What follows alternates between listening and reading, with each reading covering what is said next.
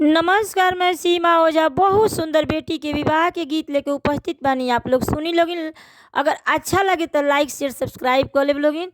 Comment में बता लोगिन कि आप लोग के कैसन लागल।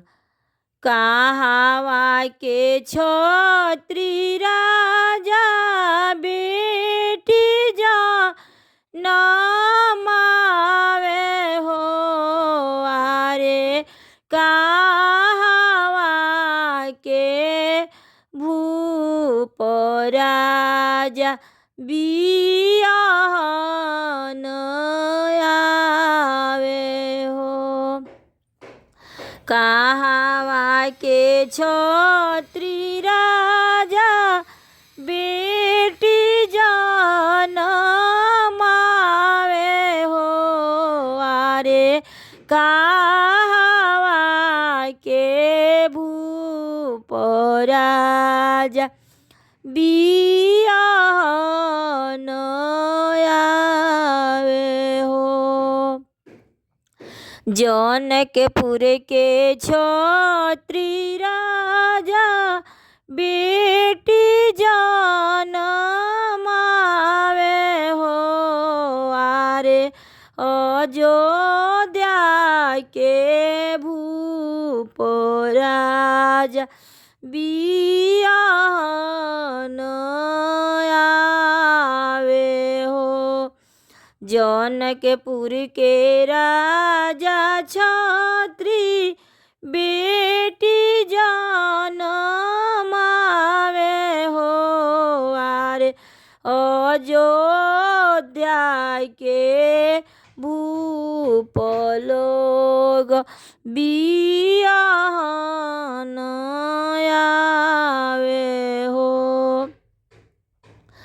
माड़वा में बैठल सुभावा झारे लंबी केसी हो आरे ताहवा सुंदर दुल्हा घोड़ा दौड़ावे हो।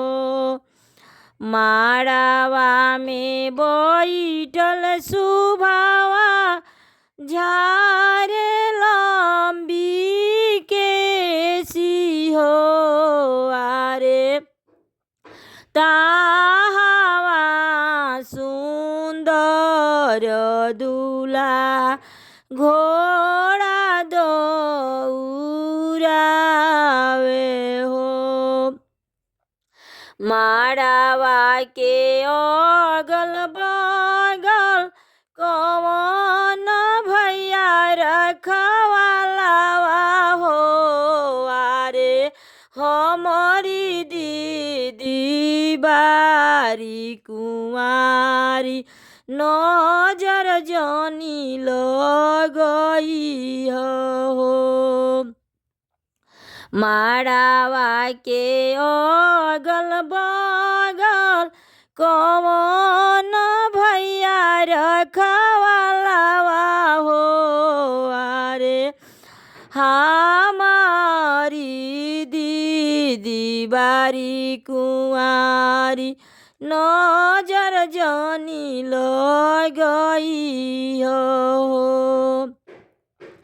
का तू हो सरऊ झूठे अपजस लगवल हो आरे काली रहली तोहरे दीदी आजू सुभावा हमार हो।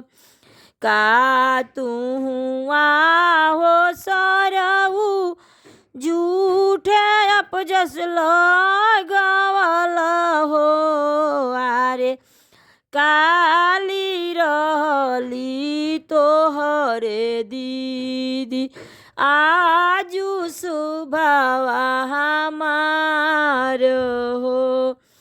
काली रहली तोहरे दीदी आजू सुभावा हमारी हो। आजू सु शुभवा